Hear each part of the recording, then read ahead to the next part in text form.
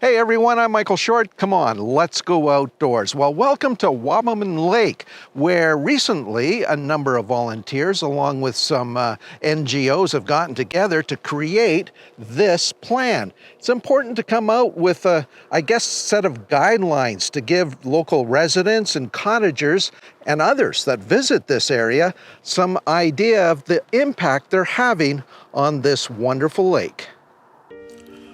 Wabamun Lake is a huge recreational area and attracts visitors and cottagers from the greater Edmonton area and beyond.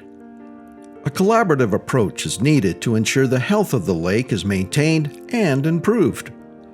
To that end, the Wabamun Lake Watershed Plan Steering Committee was formed. Working with numerous partners, a watershed management plan was developed focusing on the long-term health of the lake and the land around it.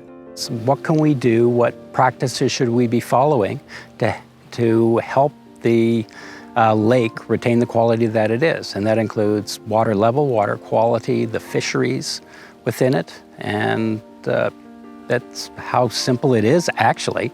Compared to the size of the lake, the watershed that encompasses Wabamun is small when compared to other Alberta watersheds. However, the human impact to this area is significant.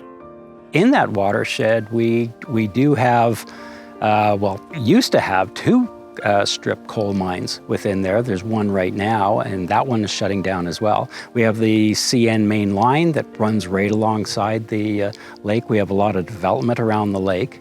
There's lots of things to consider, and as you mentioned, with 1.5 million people within an hour's drive of Great Fishing Lake, there's a lot of pressure on our fisheries as well. Ensuring good water quality is one of 4 overarching goals laid out in the management plan.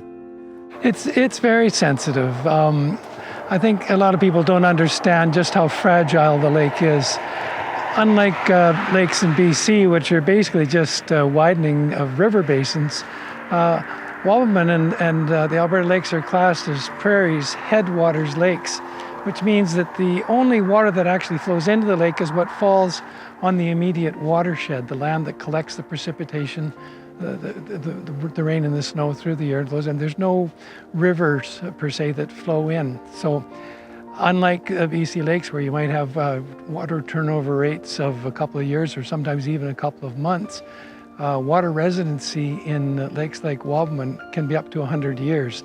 The fact is, what flows or is put into the lake will stay in the lake for decades. Therefore, it's critical the lake's natural defenses are enhanced. The dynamics are that the reed bed slows the water down. It starts to deposit material that's carried by the waves. And then behind the reeds, once it's stable enough, you have cattails that start to develop. And so it protects the shoreline. These sorts of vegetation had protected the shoreline for thousands of years, I guess. While a robust riparian area will go a long way to help improve the health of the lake, there are other threats. The biggest risk that we have in this watershed is invasive species. Most of the invasive species, and probably the big ones, the ones I worry about, are the mussels, such as zebra mussels coming from the east. They're in Manitoba, they spread as far west as Manitoba, or the Eurasian water milfoil that's in BC and many of the lakes in BC, and trying to keep those out of Alberta. Because to be honest, if they do get into the lake, there's nothing they can do about it. Once they're established in a lake, they're in the lake.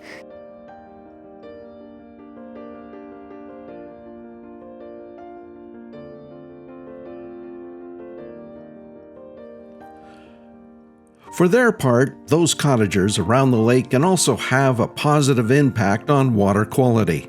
Think about what you're doing. There's all kinds of literature about the things that you can do to improve your impact on the lake, or to lessen your impact on the lake. Having a lawn right up to the lake doesn't really work all that well. Particularly, it does not provide any protection from wave action, which these do. Oftentimes you'll see people who put large armored material into the water to protect their shoreline. and normally the ice takes it out or rearranges it every once in a while. And we've had pretty significant ice squeezes here over the past few years. By cooperating with provincial, municipal, and local representation, it's hoped this watershed plan will ensure the lake and the land around it will only be enhanced for all to enjoy.